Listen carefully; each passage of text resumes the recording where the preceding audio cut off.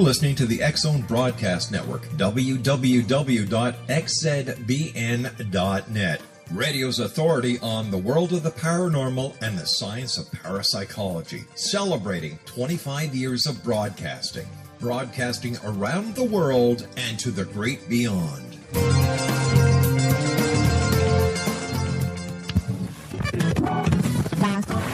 All Hit Radio.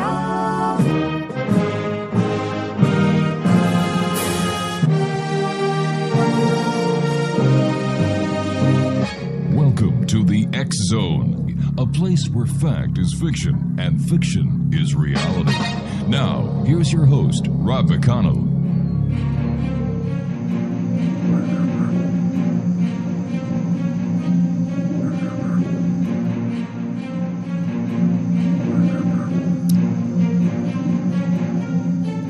Welcome back, everyone. This is the X-Zone. I am Rob McConnell.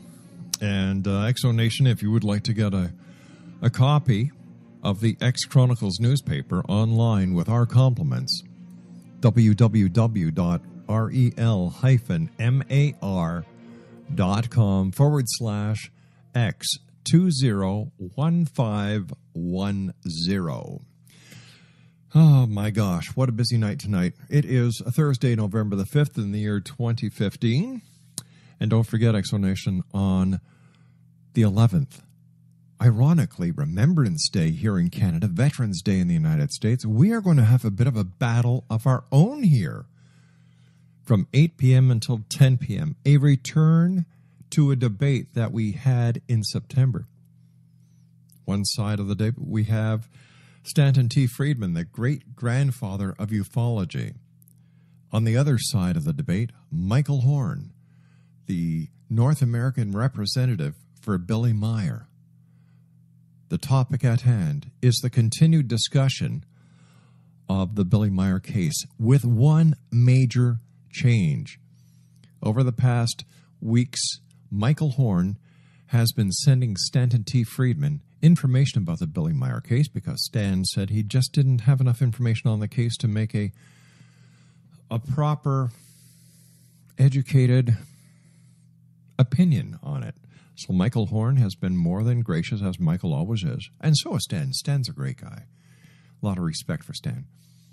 And they've been communicating. It's going to be very interesting to hear what Stanton T. Friedman has to say about the Billy Meyer case. That is this coming 11th, right here on the X-Zone from 8 p.m. Eastern until 10 p.m. Eastern.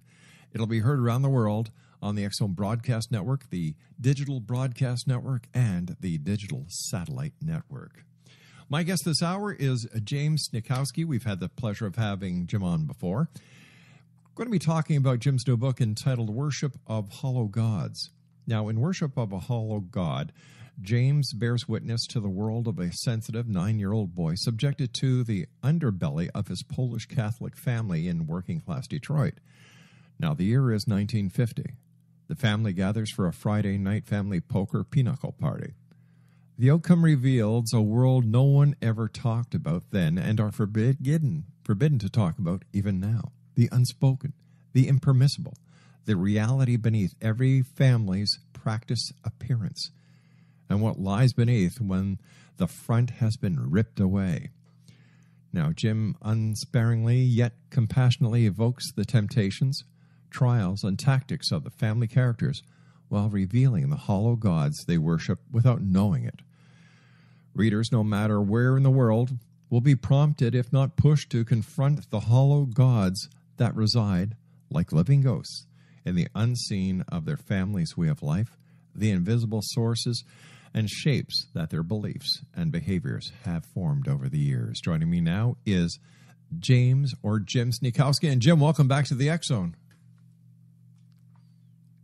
Craig, do we have Jim on the line? Yes, you do. Ah, there you are, Jim. Nice talking to you again. How are you? Hello. I was just saying thank you for that introduction, and it's a pleasure to be with you again. Before we get on to the interview, how's Judith doing? Judith is doing just fine. She has a bit of a hip problem, and she's upstairs behind closed doors getting a massage. Well, please give her my very best, and our prayers are going to be with her. Thank you. Tell me, Worship of Hollow Gods. Tell us what the story is about. What prompted you to write this story, Jim? Well, the actual answer is I decided one day to write out a sketch of a scene, and turns out to be the very first scene in the book, when my uncles and aunts, and I was 9 years old at the time, come over to where the house within which I lived. My grandmother lived upstairs. She was the matriarch, so the whole family would gather in our house. And the women would play poker in the dining room. Yeah. And the men would play pinochle in the basement. And that was a regular monthly and sometimes bi-monthly event. However, it was a cover, and underneath it all this stuff was going on.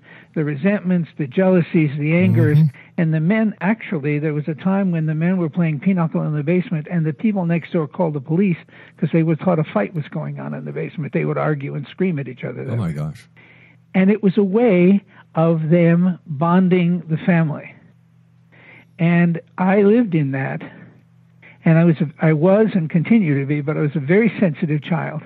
And I could feel all kinds of stuff going on that you couldn't see. And eventually I promised myself that I would write that story and let the world not just know about my family, but about what happens in most families, because now I'm a PhD psychologist, and I see it happening all the time in clients and people we counsel and coach, that it's what we don't talk about that'll tear us down from the inside. And this book is what was not talked about. Jim, is it possible that when your uncles were actually yelling at each other, this was a way of communicating, that this was part of their bonding and maintaining the family structure? Absolutely. That's exactly what it was. But if you didn't know that, it sounded like a fist fight. Well, you see, I can so much relate to your story so far, because my parents, well, my mother is of European descent. They used to play cards every Friday night, poker. They used to get loud at some times. You know, I'm reading this, listening to you talk, and I'm saying, yeah, it's my childhood. Yes. But you know what? The family bond that was there in those years compared to what the family bonds are today, totally different. Totally different. Well, that's true, totally different, but better or worse or perhaps the same. What do you think? Worse. Worse. Today. Yeah. You know, well, like what this book is about, the title is Worship of Hollow God, right? Plural. There were three gods. One was family. Yes. And I had three uncles who tried to leave Detroit, leave the family. One was actually moved from Detroit to Tonawanda, just outside of Buffalo. Yeah. And he was moved by Chevrolet, because that would have been a promotion. He could not stay. Another one, my uncle, in the book, his name is Julie. He traveled the hobo route during the Depression, went up all over the northern United States, down through California, etc., and came back to Detroit and spent the rest of his life talking about that trip. That's where his life was most expressed and most powerful and pleasurable for him. And then I had another uncle who graduated from the University of Michigan with a degree in chemical engineering, got a job an hour south of Detroit in Ohio, had a nervous breakdown, and had to come back. The point I'm making here is that the family had such a grip that men could not leave. The women, it was foregone that they would not leave, but the men could not leave. And I left in 1965, and I was the first male to leave the family and stay out and create a life that was other than them. So it may be worse now, and I think generally speaking it is. But I have to tell you, that experience for me was like trying to escape a prison. You know what? I can once again associate with you on this, my friend, because I saw that with my own family when it was, my Uncle Joe, who was the elder, when it was time for him to move Like he moved from Montreal to Cambridge, Ontario. Mm-hmm. It was like the family's falling apart. Right. But it was for him. He had to do it. It was a good job. And like, it wasn't that far, but it was like the family is falling apart. And then with another uncle who moved away. And the turmoil that it causes within the family, you're like, it's unbelievable. There is what my wife and I have come to call, psychologically, we have come to call it the love grip. Yeah. When we come into a family as infants and children, Mm-hmm. that family is the entire world, the entire universe for us. And I believe unless you are physiologically and neurologically broken in some way, we love those people. And so we create a bond with those people around us that is deep, that is unconscious, Mm-hmm. and very powerful. Yeah. And when you try to move, it's like a grip. It's like an iron grip that pulls you back. And the truth is, Rob, my wife Judith and I have been married for 30 years, and we live mostly in Los Angeles and on the West Coast. After 15, 20 years of marriage, my mother, sweet mother, would say when I would talk with her on the phone, she'd say, "Do you think you're ever coming back to Detroit? Oh, for gosh sake. Do you think that?" And she would ask Judith, "Do you think you two would ever come back to Detroit?" And because they psychologically knew nothing else, that was the universe. Mm-hmm. That block in Detroit was the universe. And for me to get away, I had to do a tremendous amount of therapy, a tremendous amount of soul searching to be able to see the sources of that grip. And then seeing the sources, that and $1.50 won't get you coffee at Starbucks. You got to work it. You got to work your way out. And I did. And this book is in a very real way a poem to them. But it's not a poem that ends with the song at the end. No. It seems that in the 50s, there was always one person within the family unit that held everyone together. In my family, it was my grandmother. Mine too. And when my grandmother passed away from cancer, God bless her, the family fell apart. There was no one that was, my Uncle Joe tried his very best to fit in that role as the eldest of the family. But still, here's the guy who's trying to keep the family together, and he gets a good job offer where he has to leave. Mm-hmm. And then everybody else just drifts away. Now, we lived in an area that I could walk to any of my aunts, any of my uncles within 5 minutes. So when this family unit broke apart, it was like, oh no. Here I am 9, 10 years old, and my extended family is falling apart. What's going on? And Rob, that's like living in a village, in my case, because we came from Poland, in Eastern Europe. And you never go anywhere beyond the bounds of that village. That's right. Well, the village for me was about a 10-block square area that contained the house, the church, the local stores where you shopped, everybody you knew. Mm-hmm. That was the universe. Yep. Just like you're describing. That was my universe as well. Mm-hmm. Everything was within walking distance. But what's interesting, Rob, is when your Uncle Joe moved, and I'm really smiling, and I'm holding my heart because my eldest uncle was Uncle Joe as well. Oh, wow. When your Uncle Joe moved, the problem is that his moving brought to the surface what was underneath and couldn't hold. The surface was practiced. There were protocol behaviors. Everybody knew what to do. Mm-hmm. But in your case, or in my case, when my Uncle John, who I called Uncle Julie, died, the underbelly was made obvious and brought to the surface, and people couldn't tolerate what they were seeing, and so the family spread apart. That is so true. That is so true. And I would then say, Rob, the second God is a triumvirate of gods. The first one is family. Mm-hmm. The second one was alcohol. Now, were they alcoholics in a falling down drunk sense? No. But there were. If you walked into the house, the first thing you got was a shot in a beer. And then you got another shot in a beer, another shot in a beer until you left. And at these parties, the women drank what was called 7 and 7, 7 Crown and 7 Up.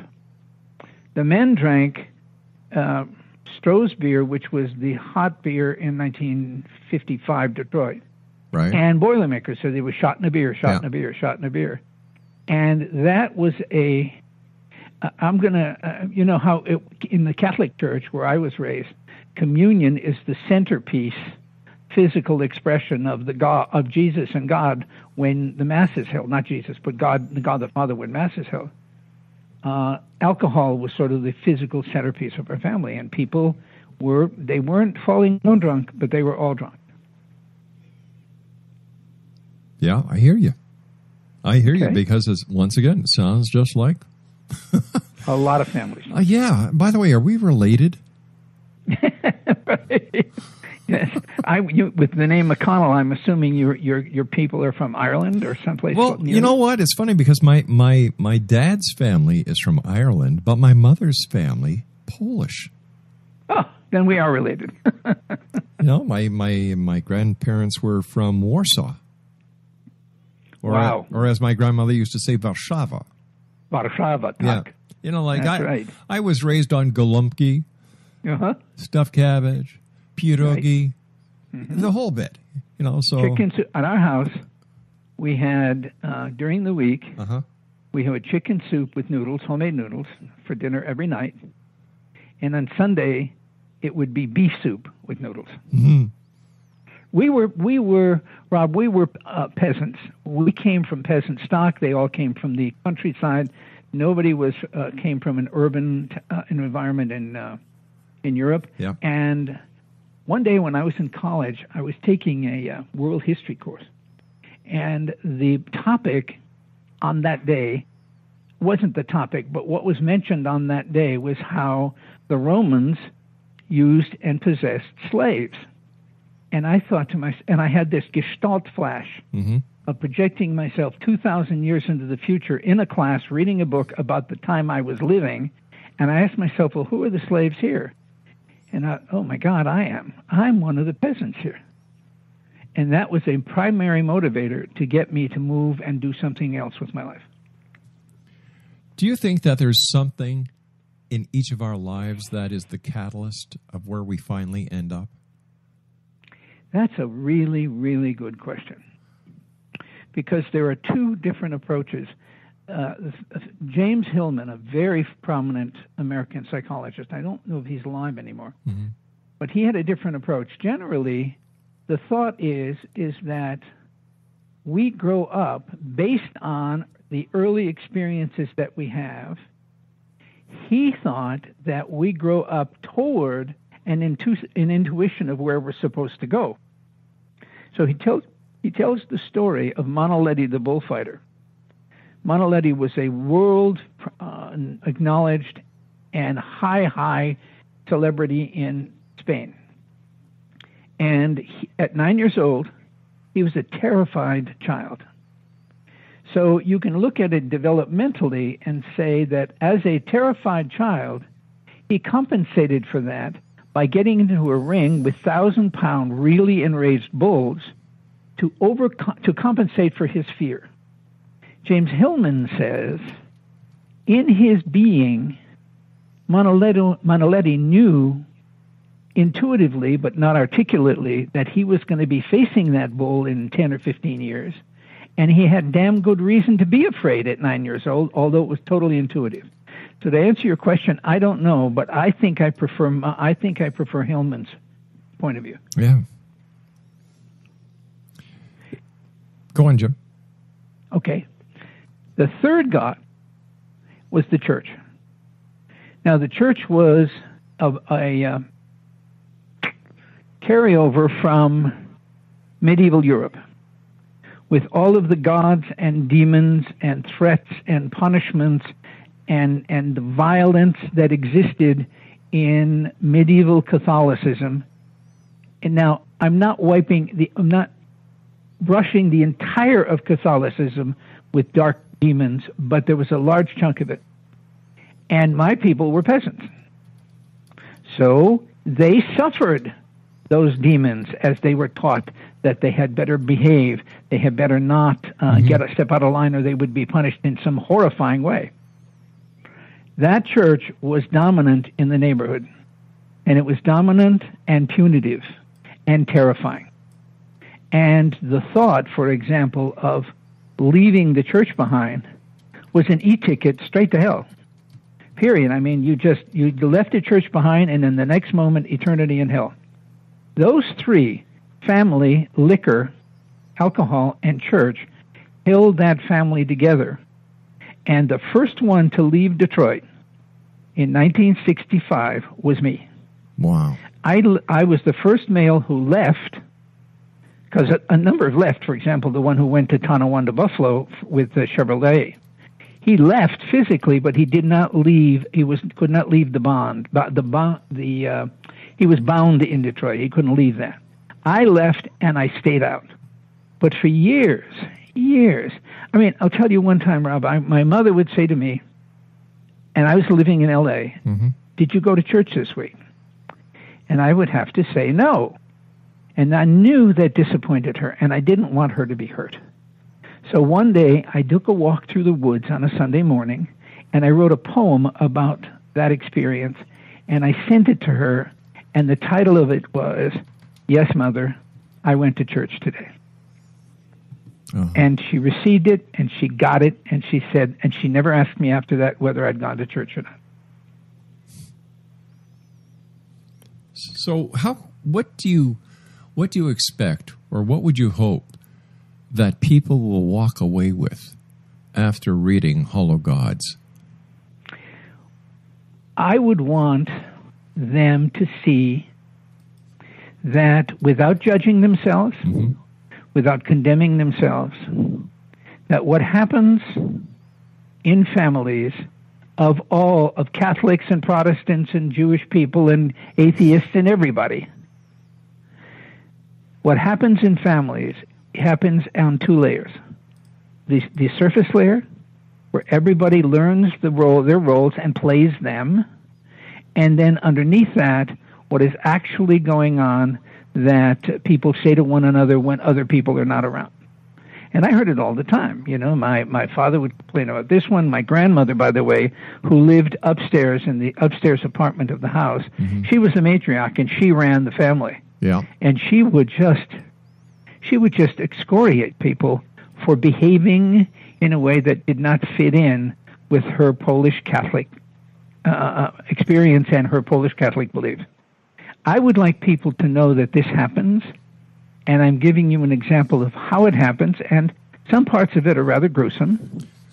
But overall, it's a hope that you don't have to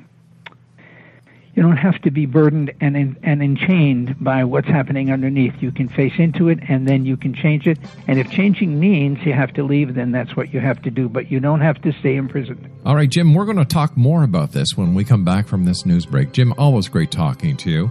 Thank you, Rob. Exo Nation, my guest this hour is James SNIECHOWSKI. And Jim and I will be back on the other side of this commercial break as we continue right here from our broadcast center in Hamilton, Ontario, Canada. This is the Exome, a place where people dare to believe and dare to be heard. It's a place where fact is fiction and fiction is reality. And Jim and I will be back to talk about this fascinating book. It's like listening to a mirror of my own life. Here on the Exome. Don't go away.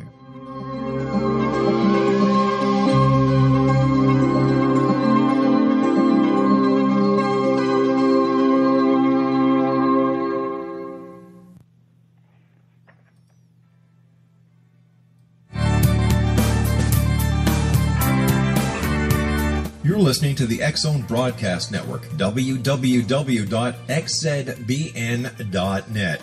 Radio's authority on the world of the paranormal and the science of parapsychology. Celebrating 25 years of broadcasting. Broadcasting around the world and to the great beyond.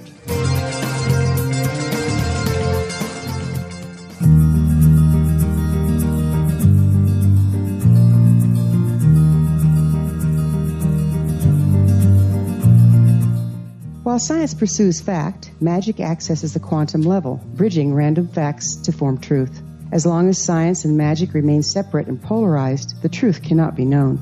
I'm Wilda Wiecka. Join me on the Science of Magic radio program dedicated to unification and evolution of consciousness. During each episode, I'll be speaking with experienced and respected scientists and mystics. From astrologers to astronomers, from medical doctors to shaman, the scientific method to dowsing and intuition, we will weave together information from seemingly divergent practices to promote unity and enlightenment. Join me, Wilda Wiecka, and the Science of Magic right here on the X Zone Broadcast Network. For more information, visit www.thescienceofmagic.net.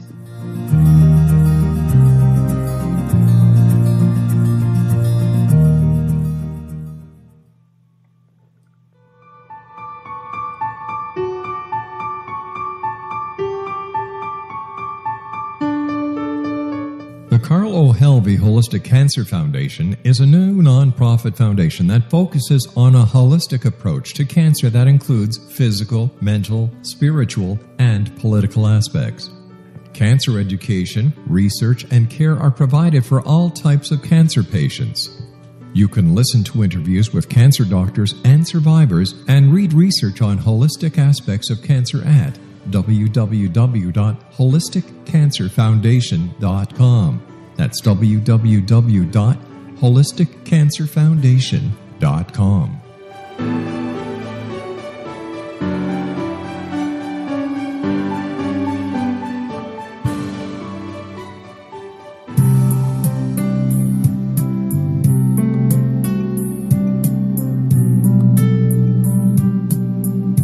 What if Jesus came back now and insisted that we listen to him?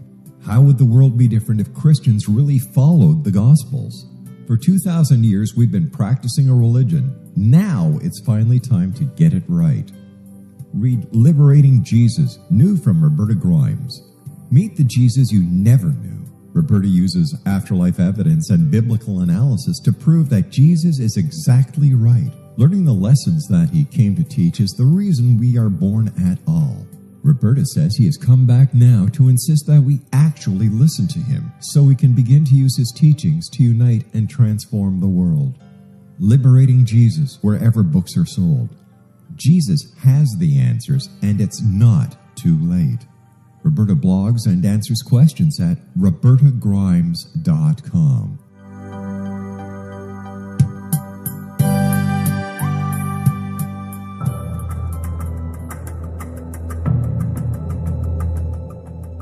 Modern Esoteric, Beyond Our Senses by Brad Olson, consummates the lifology story about where humanity originates. It is the lost continents, the primitive wisdom, the mythos of creation, and the rethinking of ancient history as we are taught in academia. There is much more to the story than what we have been told. As this is the first book in the Esoteric series, Modern Esoteric starts at the beginning of time and accelerates up to this modern age. Future Esoteric is book 2 in the series and takes a forward-looking position ahead of today with an open and honest examination of the ET issue and various unexplained phenomena.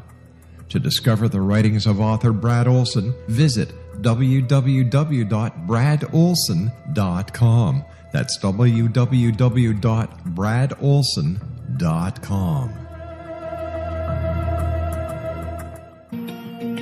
Wouldn't you love to know the secret to everything? Well then, meet Dr. Kimberly McGeorge and her cutting-edge breakthrough knowledge that combines science with possibility.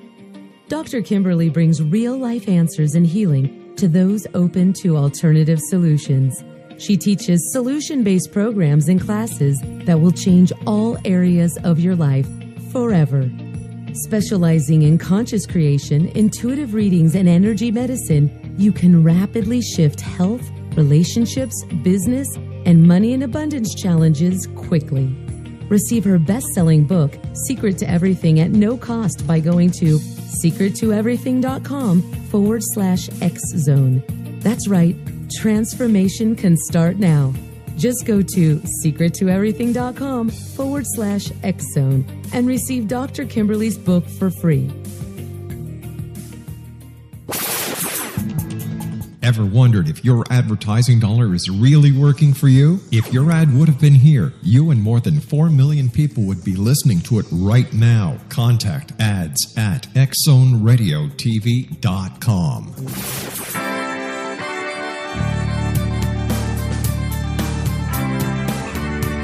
You're listening to the X Zone Broadcast Network, www.xzbn.net.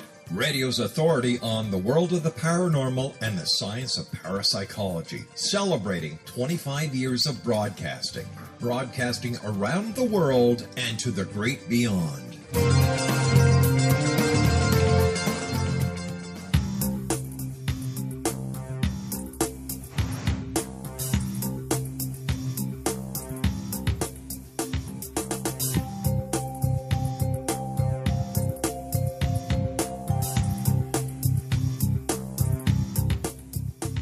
Welcome back, everyone. My guest is James SNIECHOWSKI, and if you'd like to get a copy of Jim's book entitled Worship of Hollow Gods, www.tinyurl.com/hollow gods. That's www.tinyurl.com/hollow gods.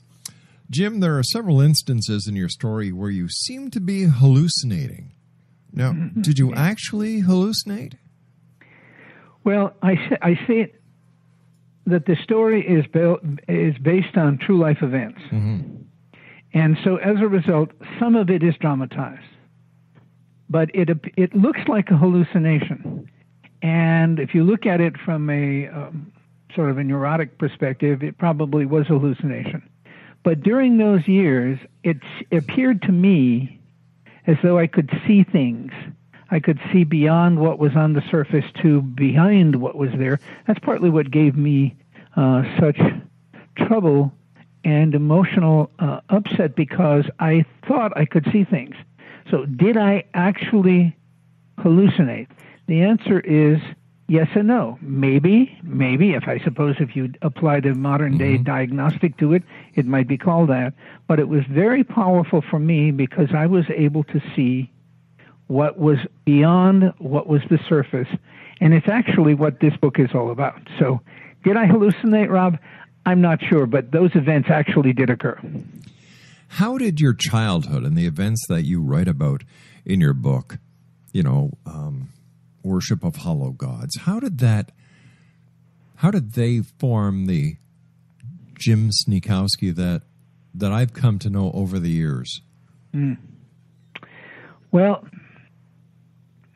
one of the primary drives in my life has been to free myself of feeling imprisoned.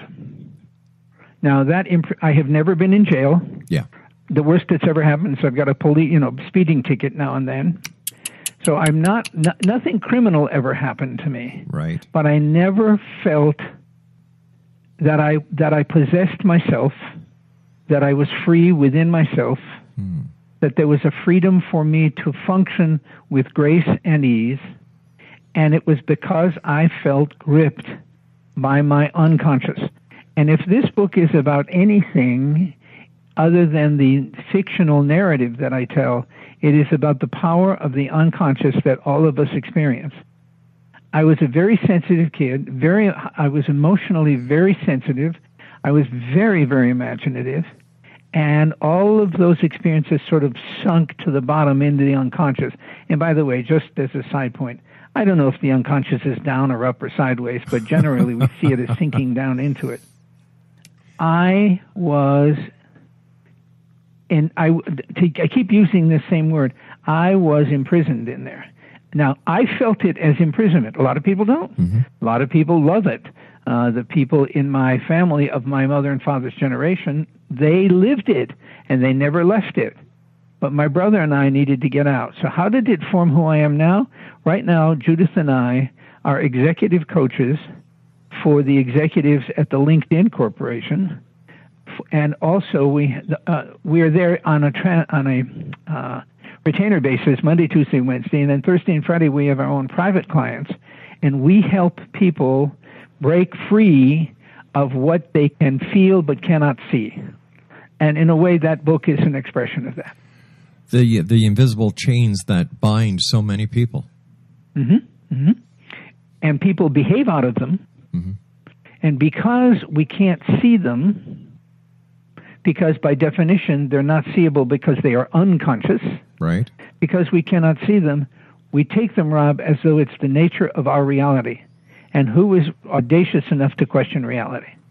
Well, that's precisely what has to happen. You have to question that reality and begin to change it. But yes, if you don't, I watched my father, who was actually a quite brilliant intellectually. He's a quite brilliant man. And he worked as a tool and die expert in Detroit during the Second World War.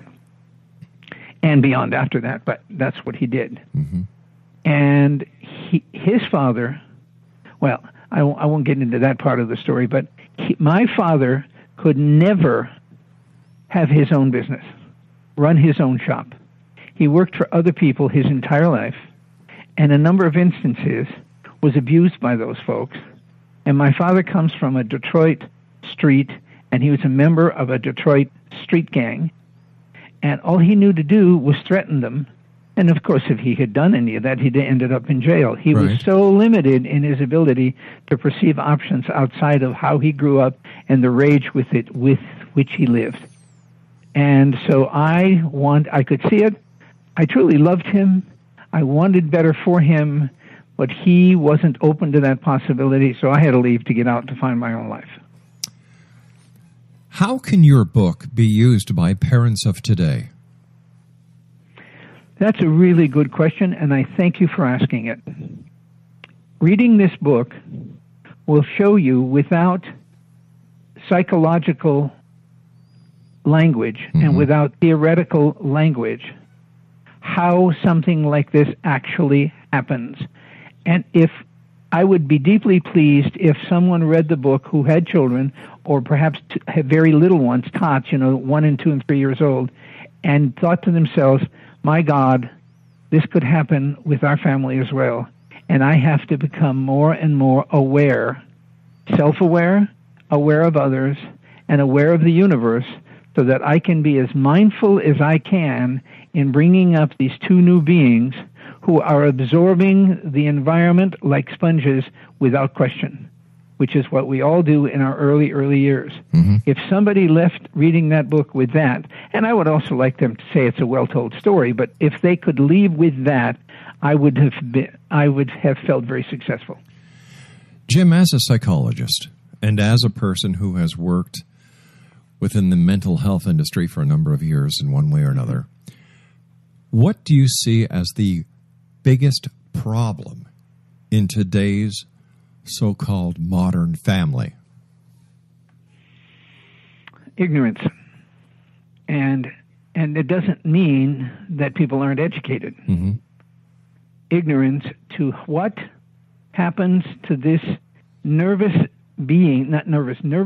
system in this being that is introduced to this world, has to be able to survive, has instincts for survival, and part of those instincts are to conform to the environment around them, because if they don't conform to that environment, they can be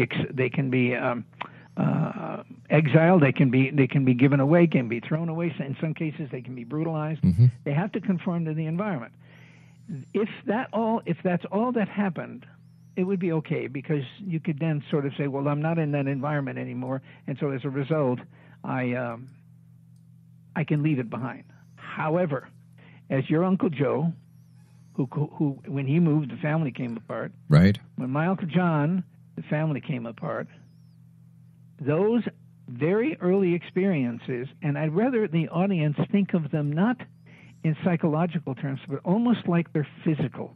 Like there is a magnet that keeps you in a particular psychodynamic orientation. And that actually is real. That really happens, and they remain unconscious.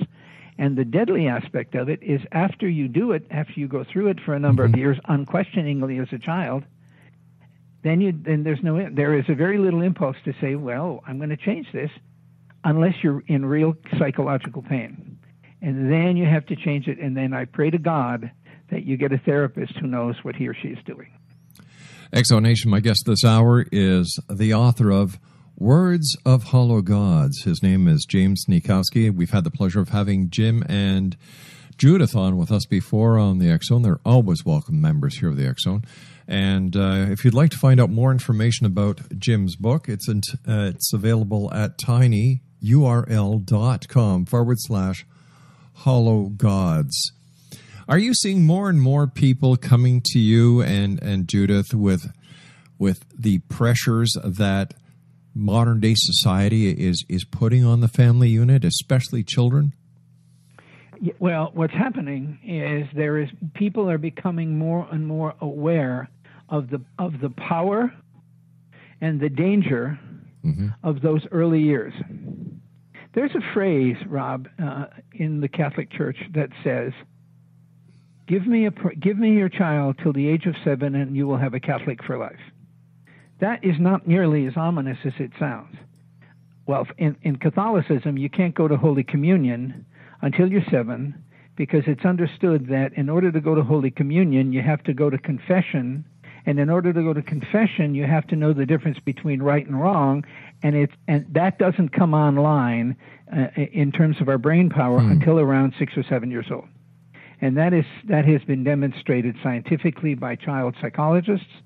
And so as a result, what's happening is more and more people are aware of the power of those early years. The problem is very few people are aware of what you can do about it. So it's almost people sort of throwing the towel and saying, well, if it's back then, what are we going to do about it now, when in fact what was back then is being played out now over and over and over again. So is it getting better? In one way, yes, and in one way, no. Jim, what has been the feedback that you've received from members within your industry, within the community? In your community, yeah. Well, I have received, frankly, I am both honored and humbled. I have received information, I have received feedback that the story is so on point and so specific that it really lays out the problem in a narrative form, not in a theoretical, but in a narrative form. And I've also received really high praise for how well written it is, which gives me deep pleasure. I have been a poetic individual all of my life, and that people appreciate the wordsmithing, the writing, and how I put things together and express it is very, very important to me. So I'm getting it both psychologically and literarily. One of the reviews you received was a compelling psychological story. The roots of mother-bound loyalty and father fear drive the reader to find out what's going on to happen at the end. Another one is, I love this book. Whenever I put it down, I feel like I have to hurry up and pick it up again and get back to where I was, or I'll miss what the family is doing. Before we say so long, there's a question that I was hoping to ask you, and that's, Jim, what is it's got nothing to do with our topic tonight, but I feel that you are an expert who might be able to give me an answer. In fact, I know you will. Okay. Video games and kids. You've got kids who spend hours upon hours in front of their TVs playing these video games. Mind you, you've got adults who do the same.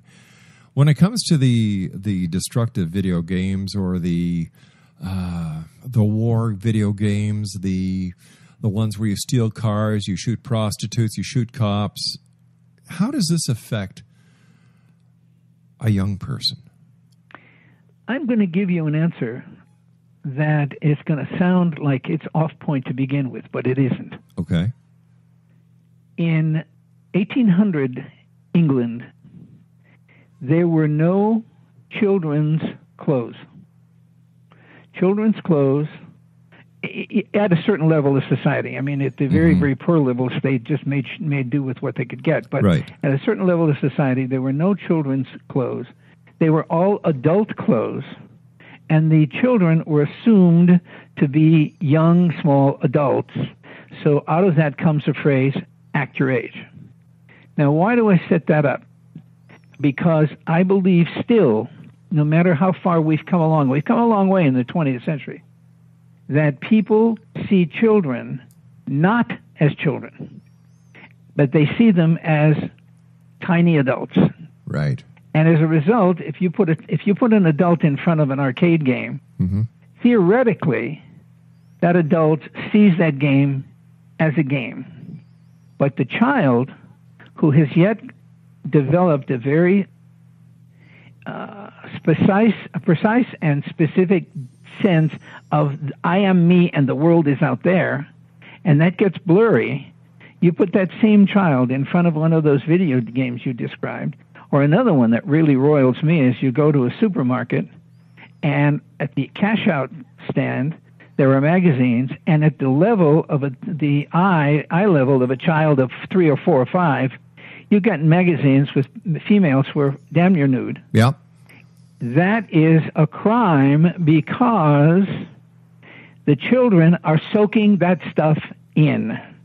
And then, particularly here in the United States, where we have a pretty intense evangelical and Protestant theme and level through society, they are enraged at that, and with good reason. But the problem is they don't understand, like with the video games, Rob, that they're taking that in as real.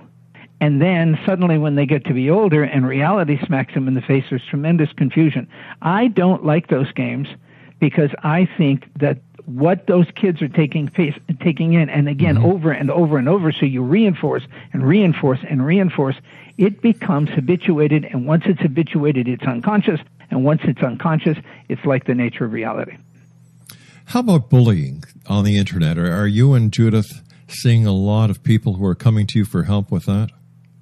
No, we don't. That's an area that we have not had any people approach us. We're right now, we're primarily dealing in the corporations with, and in Silicon Valley where we live, where the intellectual level of the employees is extraordinarily high, and we're just dealing, and by the way, having a high intellectual level does not necessarily mean you are any more clear than anyone else, but we can deal with them because we work primarily with engineers. Those people love to solve problems, and it's great fun. By the way, I must say I love LinkedIn. Oh, good. That is one of the best resources that I have. I think it is great. The people who are affiliated with LinkedIn, it's great. So to the people at LinkedIn, from me to you to them, I love it. Just love it. Thank you, and I'll let them know. Please do. Jim, what are your final thoughts for the X-Zone Nation tonight? I think for your listeners, what I'm about to say will come as no surprise or big revelation. So what I'm doing from our experience, and not theoretically, is to reinforce that the unconscious is profoundly real. Yeah. And the overused, but I'll use it anyway, image or graphic for the unconscious is the iceberg. 5% above or 6% above water, and the rest of it beneath the surface of the water, and that beneath is the unconscious. We are largely driven by the unconscious. When we do repetitive behaviors and we want different results but keep getting the same results, we are in the grip of the unconscious, and it is far more powerful than anything your consciousness can conclude or derive or reach for, if it is in conflict with what's going on in the unconscious. So like the family story that I tell, they did all the things that looked good, but underneath there was this boiling pit of emotional, of the negative emotions that were not admitted because it wasn't profit, and then finally it explodes. Jim, I want to congratulate you on your book. I think you've done a fascinating job. In the past hour, my friend, you have taken me back to my youth. I can hear my uncles. I can hear my grandmother. Even some of the fragrances that I associate with my childhood at those times came through. So you did a great job, my friend. Thank you. Congratulations, Jim, and please give my very best to Judith, and I hope that she's feeling better soon, and I hope that you both will come back on the show in the near future to share more with us. I would love to. I would love to. I would like to just say one thing, Rob, before we leave. Sure. That URL that you gave out, which is tinyurl.com/HollowGods. Yes. That takes people right to Amazon, the book page on Amazon. So when people get there, I don't want that to be a surprise. Okay, Jim. Jim, take care of yourself. Again, congratulations on a great book. I, for one, am glad you wrote it because I could associate to what we were talking about tonight, and I thank you for that. You're very, very welcome, and you are a pleasure, sir, and I love the quality of your voice. Thank you very much, Jim. Take care of yourself, and once again, my regards to Judith. I will do that. Thanks, Rob. Exonation, my guest this hour has been James SNIECHOWSKI. We've had the pleasure of having Jim and Judith on the show before. Always a great show when they're with us. Once again, the website to get your copy of Worship of Hollow Gods is www.tinyurl.com/HollowGods. And like Jim said, don't be surprised. It is going to take you to the Amazon site. When I come back from this commercial break, is it possible that UFOs have appeared over the United Nations and nobody has seen them? Is there the possibility that there is a United Nations UFO connection? Well, according to one of my past guests, there is. And as we've been doing all this week, we've gone back into the archives to pick up one of our most strangest guests. Robert Morningstar is going to be the gentleman who tells us about a UFO event at the United Nations in New York City that never happened. Strange? Well, you haven't heard anything yet. 1-800-610-7035 worldwide toll-free is our number here in the X-Zone. If you'd like to send me an email, xzone@xzoneradiotv.com, on all social media sites, X-Zone Radio TV, and you can listen to the X-Zone 724-365, as well as the live show Monday through Friday from 8 p.m. until midnight at www.xzoneradiotv.com. If you'd like to go back in time, visit our archives page, xzonearchives.com. I am Rob McConnell. This is the X-Zone. And don't forget, X-Zone Nation, November the 11th, it is Armistice Day, Remembrance Day, Veterans Day, and also the day that we have the return debate between Stanton T. Friedman and Michael Horn on the Billy Meyer UFO case. You can't miss it. 8 p.m. until 10 p.m. Eastern. The X-Zone. I'll be back. Don't go away.